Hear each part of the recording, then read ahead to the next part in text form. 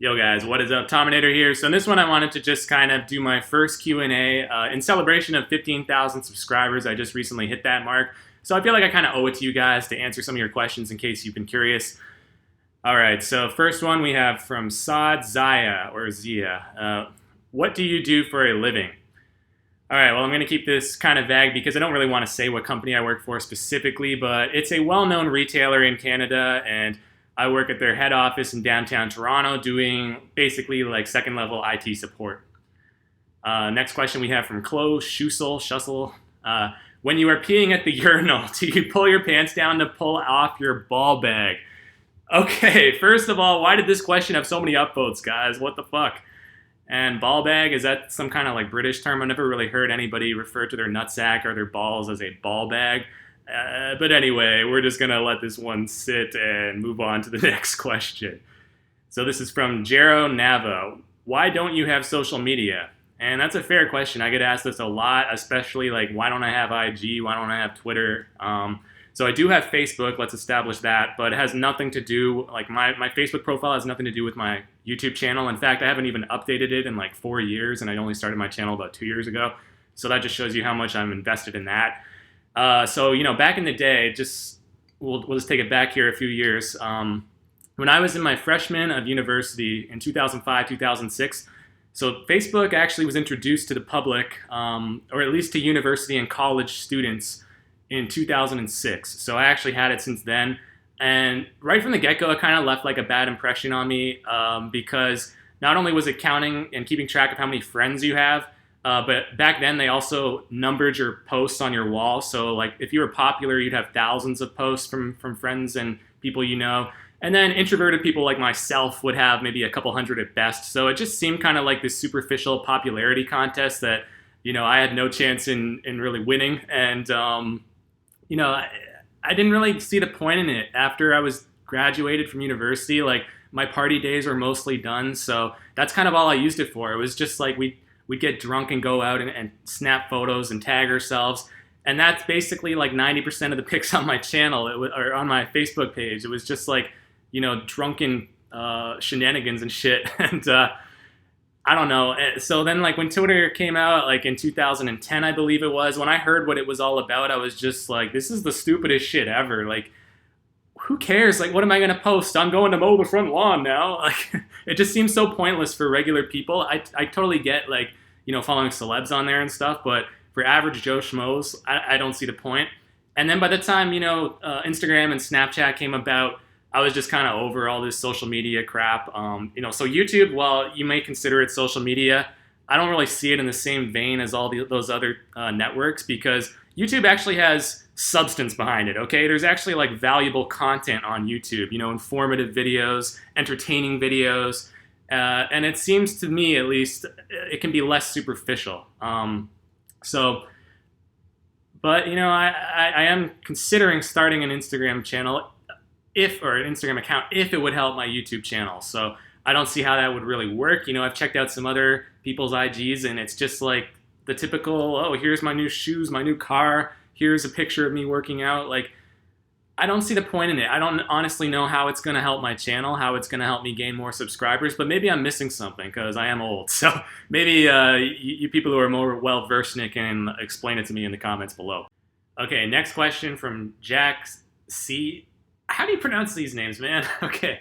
He asks, what is the biggest improvement a bodybuilder's body part has improved from one O to the next O? Whew, that is a tough question, man. I'm not really sure because usually when we see a dramatic improvement from one year to the next, it's it's the physique as a whole, not one particular body part per se. So I'm kind of going to cheat a little on this one and just say that overall, there's some people I can think of. Dorian Yates from 92 to 1993 made huge improvements. Ronnie Coleman from 2002 to 2003. Jay Cutler from 08 to 09. And last but not least, Sean Roden this year from 2017 to 2018. Those guys all made massive leaps within one Olympia. So, next question from Santana's 17.5. Why don't you have more subscribers? You post so much good content. I am genuinely surprised at how low your subscribers are. Okay, this is a really good question, and I actually can think of many reasons why I don't have many subscribers. So in no particular order, let's just say one reason is that I don't post that frequently, okay? Compared to channels like Nick's and Louie before him, who posted pretty much every single day, I might post once, perhaps twice a week on average, okay? Sometimes even less than that. But I generally try to put out at least one video a week for you, just to keep things rolling. I don't want to lose subscribers just on account of not posting frequently enough. So that's one reason. You know, I could post a lot more frequently. I think that that would help my channel grow more. And we have another question specifically about that coming up later, so I'm not going to get into that anymore here. Another reason, I think in my first year or so when I was doing the Arnold intro, I think that actually turned off a lot of people and prevented a lot of people from subscribing because they were just so annoyed by it. They found it so cringeworthy and obnoxious. And to be honest, I was surprised at that because that was never my original intent. I was just doing it to try and kind of be funny, try and be a little bit silly, and, you know, have something at least memorable as an intro. Now, it obviously kind of backfired, I think, more than it helped me. But I think a lot of people don't really understand what I was going for in that. I think people are like, you know, offended or annoyed because it's such a terrible Arnold imitation, but I was never trying to do an accurate Arnold impersonation. I was trying to basically copy, if you remember those Mad TV skits from back in the day, that's basically what I was going for. And I think a lot of people don't realize that, and they're judging, you know, my imitation as if it's supposed to be accurate. Hello, E. Welcome to the set of my new movie. In my last hit movie, The Sixth Day, I was cloned. I had to get back my stolen identity. Another reason I can think of is that I say some controversial shit, man. Like, I'll say some things that offend people and, you know, might turn away viewers because I'm not always just going to praise people and be positive. I'm going to, you know, dive into this. I'm going to heavily criticize certain individuals. So I think you know, my channel might be a little bit too like abrasive for some. If they only see like one video and I'm bashing Arnold or something, they might conclude that I'm just a hater or a troll and not invest in me. And another reason is that, well, let's be honest, my video editing skills leave something to be desired. I'm going to try and work on that in the coming year to try and make improvements to make my shit more like polished and professional looking. But yeah, like, let me just put this in perspective for you guys though, because I think a lot of people just look at Nick and see the massive success he's had in the last couple of years and how much his channel's just exploded. But they don't realize something, and that is that Nick's strength and power, and I'm using him just as an example because he's probably the individual, the channel who I get the most comparisons to, and I think that's very flattering considering that I'm like, what, a 20th, a 30th of his size. But if you go back to his early days, he didn't have that many subscribers. He really blew up only about 2 years ago because I subscribed to his channel in February of 2017, and I have a good memory for numbers, okay? So I can tell you, he only had 18,000 subscribers back then. It was less than 20.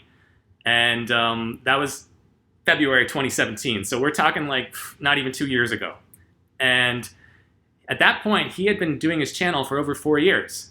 So for me to be already at 15 plus in just over 2 years, I consider that a huge success. And my channel's already, you know, kind of exploded in the last year, relatively speaking. So I don't think that there's anything to be ashamed of there, and I think that it's going pretty strong, and I'm very happy with it.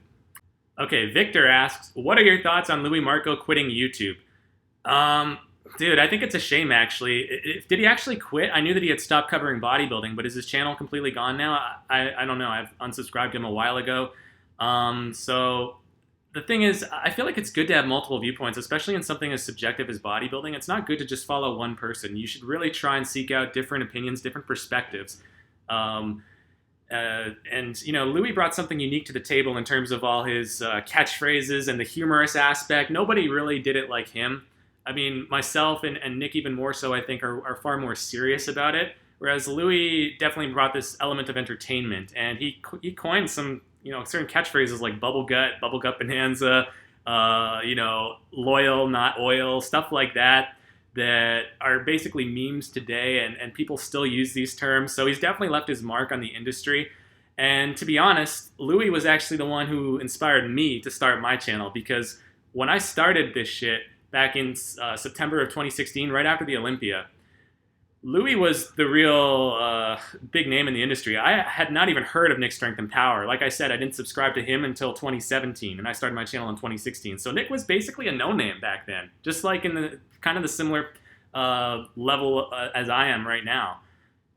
So Louie was the guy who got me started in this shit. So okay, next question. Batman asks, "What is your favorite body part to train? Favorite lift and training style and training split?" All right, definitely in terms of body parts, it's the arms, man, because I feel like with the arms, you get such an awesome pump going. I like to train bis and tris together because if you alternate exercises like that, you can actually feel stronger from one movement to the next because you've already got the blood in the triceps. Now when you go do curls, the biceps are already going to be warmed up and have all those nutrients from the blood right there ready to go. So plus, believe it or not, my arms actually suck. They're not that big. They're maybe 16s when pumped, so it's nothing impressive here. And it took me years just to get them up to that size because they're just naturally skinny. My biceps don't really have any peak to them. One good thing is they are kind of long. You can see where they insert down there, but they don't have really much peak, and the triceps are kind of average. But yeah, that's why I love training arms, and I pretty much never skip an arm day. In terms of favorite lifts, I have several. I like the bent over row for back. I just feel like it's probably one of the best movements you can do for your back to get that thickness, to get that width, especially in the upper back. And I like doing side raises for shoulders. I feel like that's probably the best overall movement for the delts as a bodybuilder because you get that nice cap on the side to enhance your width. And I feel like it's more effective actually than presses when it comes to developing the shoulder. And I also enjoy doing leg presses because I can go really heavy on that. Yeah. Training style and training split, I do a split. I pretty much do like a 3-day split. So first day will be like arms and shoulders, and I train those together just because my shoulders are actually a stronger body part, so I don't mind doing them after the arms. And it's kind of weird to throw in shoulders after chest or something because by then, your triceps, your pecs, even your shoulders themselves get a lot of work on chest days, so I don't like to do it together. What I do like to do is I train opposing body parts, right? So I'll do chest and back on one day, and that is a lot. It's an intense workout, so I kind of leave it for the weekends when I'm more fresh. But then I'll do legs and abs. That'll be my third day. And I only tend to do 3 workouts a week. I've tried doing more. I've tried doing 4 or 5, but I just find it difficult to sustain. Next Gen Gaming 07 asks, your favorite Mr. Olympia champion of all time and why? Okay, that's a tough one. Dexter in 2008 definitely was exciting for me to see because I was so sick of watching an off Jay Cutler winning all the time, especially after Ronnie in his last couple years where he wasn't the best. These were big, like, bloated dudes. They didn't have good midsections. They weren't really aesthetic. And they didn't even have that great of conditioning because the early mid-2000s was not a good time period in bodybuilding. So it was so refreshing to see a bodybuilder with an actual streamlined waist win the Mr. Olympia at that point. Phil Heath in 2011 was also exceptional because back then he was kind of like the closest thing to a modern-day version of Flex Wheeler or Sean Ray or Kevin Levrone, and those are my 3 favorite bodybuilders. Jero Nava, another question from him. Do you think Branch Warren's body would it been different if he trained with proper form? I mean, he was runner-up one time for the Olympia, training like that. Sorry for my bad English. Hello from Mexico. First off, your English is not that bad. I can totally understand what you're saying here. And yeah, I think Branch's physique could have been better because I feel like if he had gone a little slower, more controlled, especially on the isolation movements, he could have developed some better separation, maybe even better shape and proportion to an extent. But then again, on the other hand, he would have had to compromise his weights. He wouldn't have been able to go as balls to the walls with a heavy-ass weight, so he probably would have sacrificed some density and, that crazy mass that he brought if he had trained in that manner. Okay, another question from Jero Nava. Man, this guy's really getting his money's worth out of this Q&A. Would you do a workout video? Probably not, just because I'm a bit of a shy individual, and I would feel kind of weird and almost embarrassed if I was being filmed at the gym. So if I had my own home gym, I would totally do it, but not at a crowded LA Fitness. Niner Nation asks, what do you think is the greatest Olympia lineup of all time?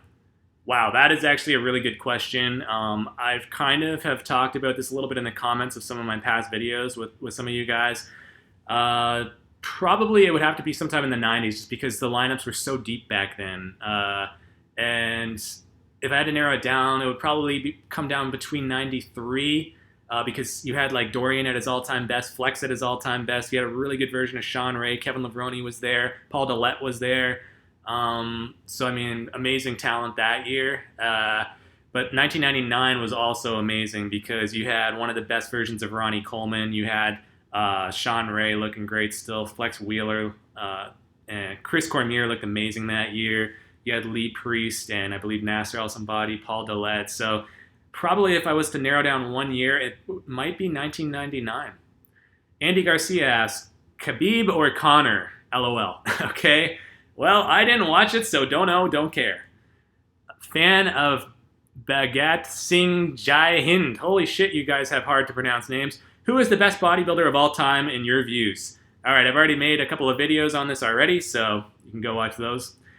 Nick GR, volume or intensity for hypertrophy for natural athletes? Honestly, why not a little bit of both, you know? I think it's important to lift heavy, but you're not going to really maximize and fully develop your physique if you don't throw in a lot of isolation movements, and that kind of requires volume. So you need that volume to build that mind-muscle connection. You're not going to get that from doing 5 reps on the basic lifts. Huge Arms, great username, by the way. Who out of the up-and-coming bodybuilders do you think will be Mr. Olympia if Phil doesn't take back his crown?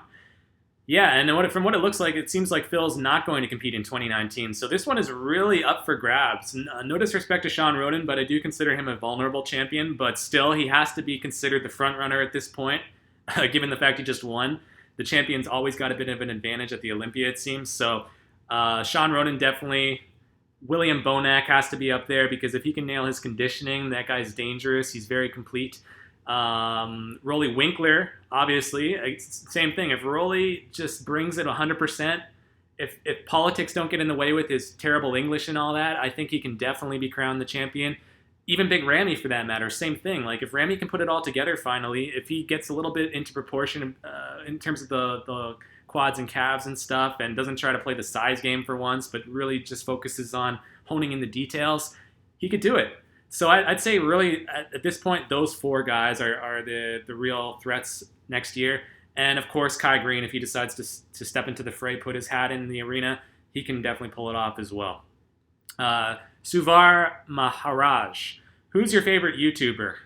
Okay, actually, you know what? I don't really follow a lot of bodybuilding YouTubers. There aren't really too many individuals out there like myself and Nick. There are some smaller channels I'm aware of, but for the most part, the bigger channels tend to be like Generation Irons and RX Muscles, like with whole teams of people behind them. But if you're talking about like individual YouTubers, actually, I follow a lot of video game YouTubers, and I probably, out of all the YouTube content that I watch, bodybuilding probably only makes up at most like maybe 40-50% of that. I do watch a lot of sports like NBA, NHL highlights. I do watch a lot of video game stuff, even some movie kind of stuff, humorous stuff like comedians and whatnot. But one name that comes to mind right now, because it's kind of fresh in my head, is the Act Man. He's a video game YouTuber, started off covering Halo, which is a series that I really love and have for many years, but recently he's kind of branched out into different series like COD and Battlefront and stuff like that.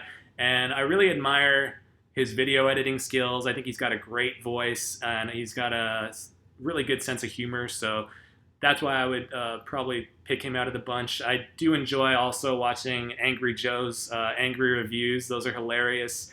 And in a similar vein, Screen Junkies. They do those honest trailers of movies. Fucking hilarious. Okay, Fat Tony asks, what car do you drive? 2018 Civic Sport hatchback. I just leased it this summer, and I love it so far. You know, for the money, it can't be beat. It's got some good punch. It's got some good features, like a lot of safety stuff with the backup cams. It's even got like a turn signal cam, so you can see people coming, like bikers and stuff. So, and you know, it looks pretty slick in my opinion. So it was really like an easy choice based on my budget. I like pie. Okay, favorite back exercise. I already touched upon this. Bent over row all day. Rasmus Youngdale.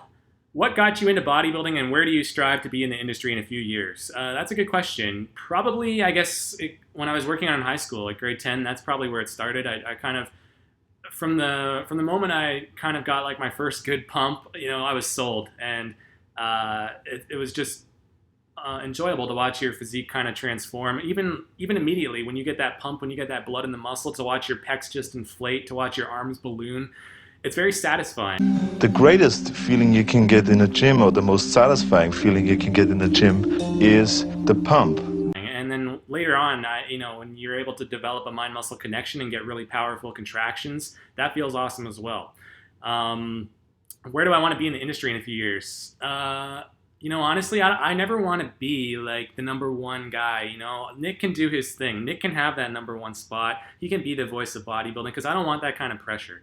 I'm happy to kind of be more in the background, do kind of my own thing and provide like more detailed analysis for more of the hardcore fans out there, and that sort of thing. That's really what I want to do. I don't really want to have all the fame and everything else that goes along with being that big.